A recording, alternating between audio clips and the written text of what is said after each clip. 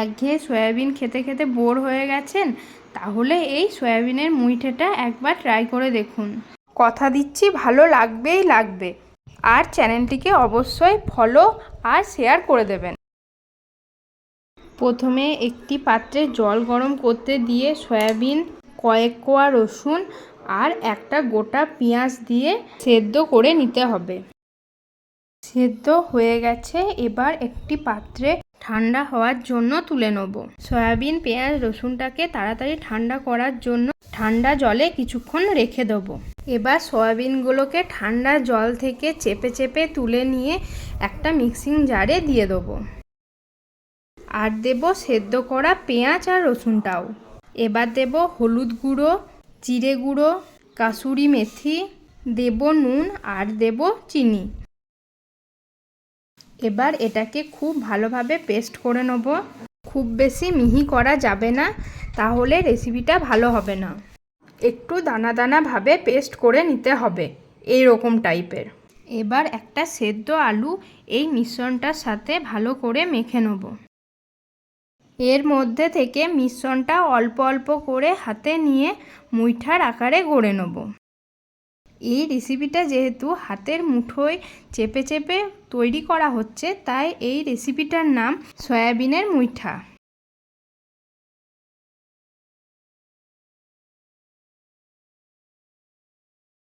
মুইঠাগুলো আমার রেডি হয়ে গেছে। এবার চলুন মুইঠাগুলো ভেজে নিই। কড়াইয়ে সাদা তেল দিয়ে তেলটা গরম হয়ে গেলে একে একে মুইঠাগুলো গরম তেলের মধ্যে ছেড়ে দেবো। মুইঠাগুলোকে এপিট উপিট ভালো করে ভেজে নেব।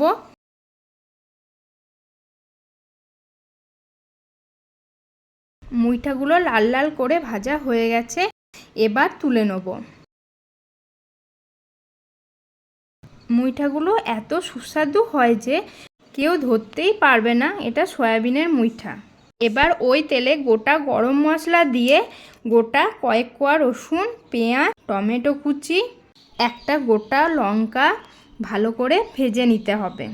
খুব ভালো করে ভাজা হয়ে গেলে নামানোর জাস্ট কিছুক্ষণ আগে কয়েকটা কাজু বাদাম দিয়ে একবার নেড়েচেড়ে একটা পাত্রে তুলে নিতে হবে।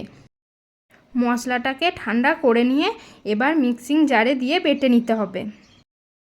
এবার ওই কড়াইয়ে আরেকটু তেল অ্যাড করে গোটা জিরে ফোড়নে দিয়ে ওই মিশ্রণটা অ্যাড করে দিতে হবে।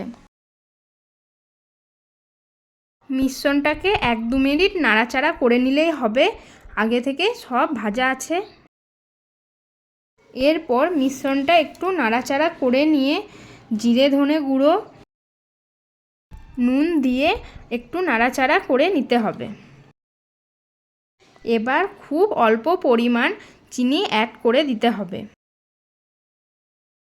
এবার মশলার কাঁচা গন্ধটা চলে গেলে গ্রেভির জন্য একটু জল অ্যাড করে দিতে হবে। জলটা ফুটে গেলে ভেজে রাখা মুইঠাগুলো দিয়ে দিতে হবে। সয়াবিনের মুইঠাগুলো ভাজা হয়ে যাওয়ার পর সস দিয়ে খেতেও কিন্তু দারুণ লাগে, একবার ট্রাই করে দেখবেন। এবার মুইঠাগুলো ঝোলের সাথে ফুটে গেলে কাসুরি মেথি আর চেরা কাঁচা লঙ্কা দিয়ে নামিয়ে দিতে হবে।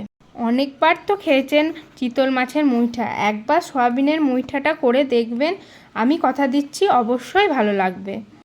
ভাত, রুটি, পরোটা সবের সাথেই ভালো লাগবে। রেসিপিটা ভালো লাগলে অবশ্যই কমেন্টে জানাবেন।